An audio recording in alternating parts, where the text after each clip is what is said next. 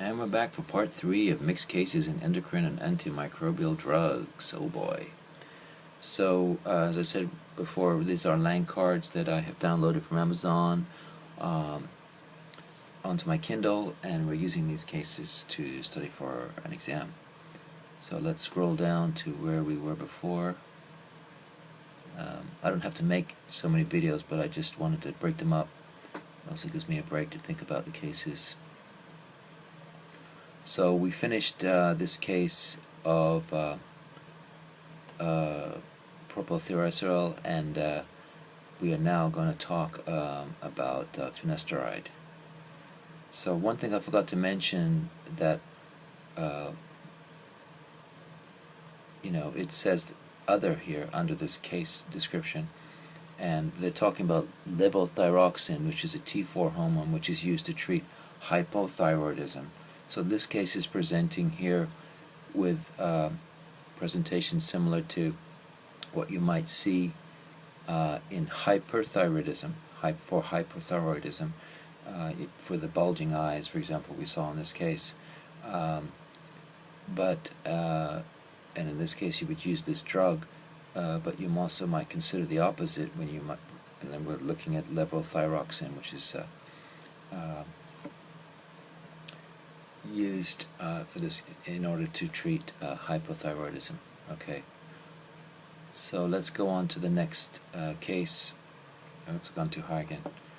A 69-year-old male presents to your primary care office for his annual visit. He states that he feels healthy overall, except that he has begun to experience an increased frequency of urination. Okay, we saw that above too.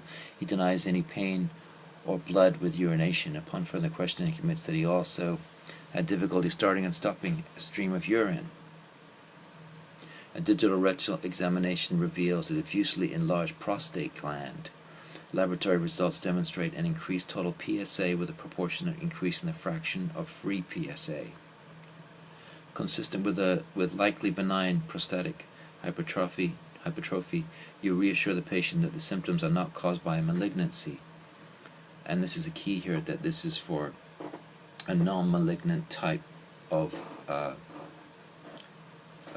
prostate hypertrophy, and you start him on a medication that will decrease the production of dihydrotestosterone, and thus decrease the size of the prostate, thereby helping his urinary symptoms.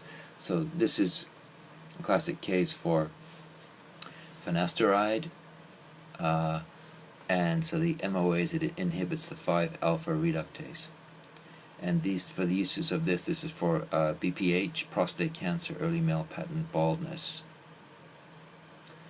And the side effects here are decreased libido and erectile dysfunction. So there you have that case. So remember that. Okay, let's move on to the next one. We're going to talk about luprolide. Okay, well, I'm going too far again. An 85-year-old man presents to your oncology clinic for a consultation regarding his metastatic prostate carcinoma. So this is, again, recognized, this is metastatic prostate carcinoma, whereas the one above was not. He was initially diagnosed with cancer when his primary care physician checked his PSA level after feeling a hard prostatic nodule on the digital rectal examination. A subsequent bone scan revealed several areas of bony metastases, and a prostatic biopsy confirmed the diagnosis. During the initial visit, you explained to him you will be treating him with a regimen of medications that include a drug which has a gonadotropin-releasing hormone agonist. So this is luprolide, and above for a non-malignant type is finasteride. Okay.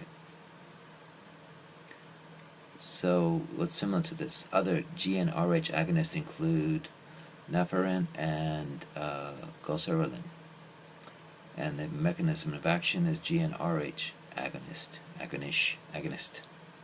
So uses for metastatic prostate cancer, leiomyomas, and treatment of fertility. So again, side effects are impotence, hot flashes, and GI upset, which is a little different than above, where you might have decreased libido and erectile function, they seem to have a little more here. Although in this case you don't have erectile dysfunction.